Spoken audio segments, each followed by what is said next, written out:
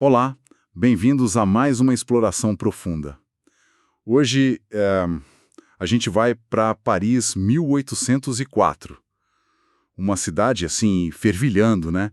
Napoleão prestes a ser coroado imperador. Exato. Muita agitação política, um momento de transformação imensa. Mas por baixo dessa fachada imperial, parece que tem coisa bem mais escura rolando, né? Pelas ruas, perto do Sena. Com certeza. E é aí que entra esse manuscrito que a gente tem, né, atribuído a um tal Papa Séverin. Ele pinta uma Paris bem gótica, na verdade. Mistura de conspiração, mistério e uns arrepios, né? Uhum. É um período curioso, porque, assim, o iluminismo ainda estava ali, a razão e tal, mas existia um fascínio enorme pelo gótico, pelo sobrenatural, sabe? Anne Radcliffe fazendo sucesso. Ah, sim.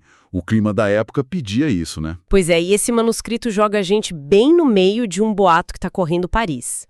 Uma vampira na Ilha Saint-Louis. Uma vampira. E o começo da história que o manuscrito traz é curioso para dizer o mínimo. Uma pesca milagrosa no Sena. Isso, perto do Quai de Béthune. Imagina pescadores tirando rede cheia de peixe fora de época e, ainda por cima, joias. Joias. Assim, do nada. Do nada, pelo menos é o que se conta. Tem até a história do Ezequiel, que achou uma joia num peixe e abriu um cabaré com lucro. A pesca milagrosa, claro. Que nome apropriado. Mas essa história pitoresca não dura muito, imagino. Não mesmo. Rapidinho o manuscrito conecta isso com algo bem mais sinistro. Desaparecimentos. Gente sumindo em Paris. Estrangeiros, pessoal da província. E aí a coisa complica. E como complica? A imaginação do povo voa, né? Já tinha toda a atenção da conspiração contra Napoleão, aí surge a lenda da vampira. Começam a falar de um ossuário secreto, uma oubliette. Uma oubliette? Tipo, medieval em 1804? Os sumidos e as joias aparecendo no rio. Assim, Paris ria um pouco, mas com medo, sabe? Aquele riso nervoso. Entendi. Então o cenário é esse. Napoleão quase imperador, caça aos conspiradores, tipo o Cadudal rolando solta, a polícia batendo cabeça. Exatamente. Uma polícia que o manuscrito descreve como totalmente dividida, ineficiente. E no meio desse caos, o burburinho da vampira e os desaparecimentos.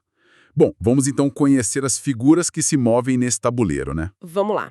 Tem uma figura que é quase onipresente, mas muito misteriosa.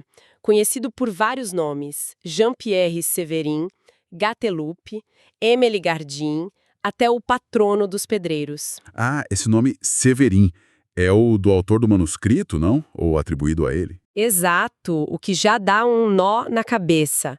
É um homem mais velho, imponente, dizem que foi mestre de esgrima até do próprio Napoleão.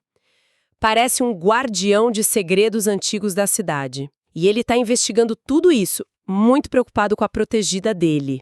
Angel, o manuscrito fala dela com muita delicadeza, né? Quase trágico desde o começo. Sim, muito trágico. Ela é ligada ao Séverin e está noiva, ou talvez já casada, com René de Kervaux.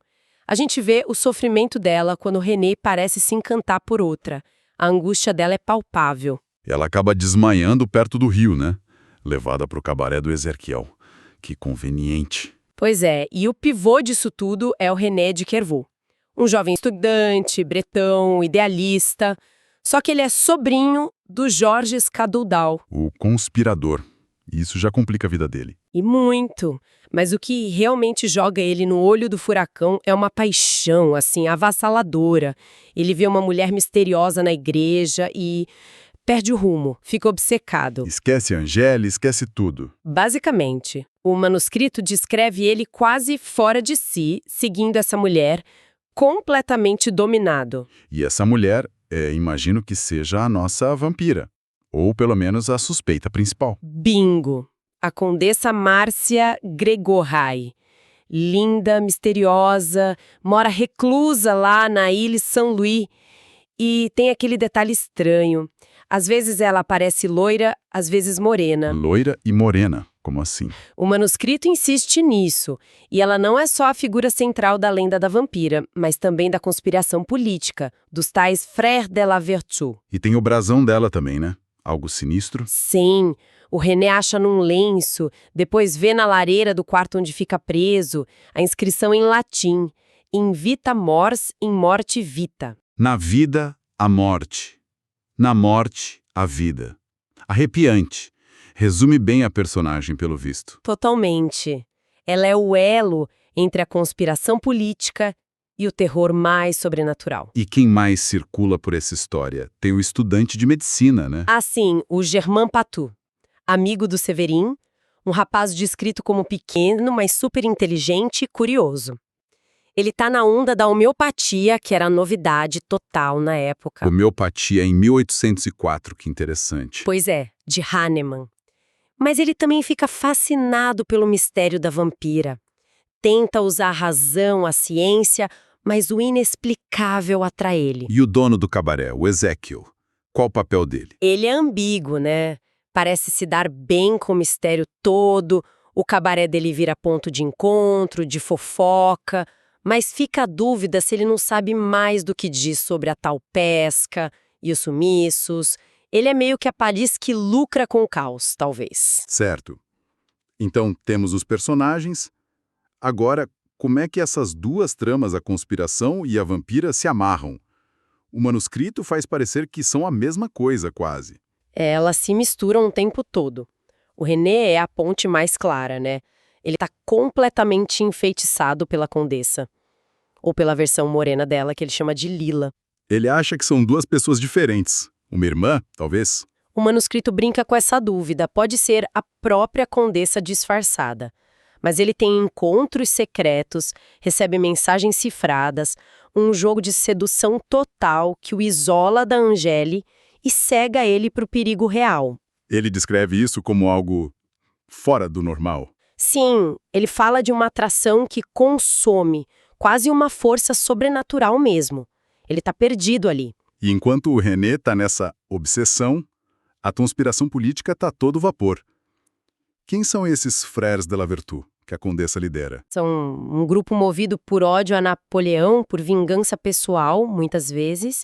O texto cita o Andrea Cerati, irmão de um escultor que já tinha sido executado por conspirar antes. Nossa, o irmão. Pois é, dizem que a dor embranqueceu o cabelo dele. E tem o Taillé, um seguidor do Toussaint Louverture, líder da Revolução Haitiana, que Napoleão esmagou. Rancores profundos. E a Condessa orquestrando tudo isso. E a polícia. Não percebia nada. Aí que tá o ponto que o manuscrito bate muito. A inépcia das polícias. Ou melhor, das polícias. Dubois da prefeitura, Savary da polícia secreta, Regnier da justiça, o Fouché com os agentes dele. Todos brigando entre si. Exatamente, mais preocupados em derrubar o rival do que em pegar os conspiradores. O manuscrito mostra o Cadoudal andando por Paris quase livremente por causa disso. E a Condessa, claro, se aproveita dessa bagunça. Magistralmente. Tem uma parte que o Severin suspeita que ela usa o nome de Napoleão, talvez com assinatura falsa para manipular um chefe de polícia, o Berthellemot. Manipular pra quê? Para desviar a atenção dela e do Cadoudal e, ao mesmo tempo, talvez entregar aos próprios aliados quando não precisar mais deles. E fugir com o dinheiro todo. Ela é a mestra das marionetes ali. E mulher. E a lenda da vampira? Como entra nisso? É só fofoca ou manuscrito dá corpo pra ela? Ah, ele mergulha fundo. O René ouve, talvez da própria Condessa, como Lila, a lenda de Adema, a bela dos cabelos mutáveis. Adema. Que nome? Uma nobre húngara, amaldiçoada, para não envelhecer, ela precisava roubar os cabelos das vítimas. E junto com os cabelos, ia a vitalidade, a juventude, a vida. Isso explicaria a Condessa loira e morena. Exato. O cabelo roubado assumiria a cor original dela ou algo assim. O manuscrito descreve até um ritual macabro de troca de cabelos. E uma condição. A vampira teria que confessar tudo para o amante antes da entrega final. Senão, sofreria 1000 mortes. Nossa, que detalhe. É muito gótico isso. Totalmente.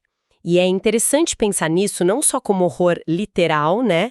Mas talvez como metáfora. Como assim? Essa coisa de roubar a vitalidade.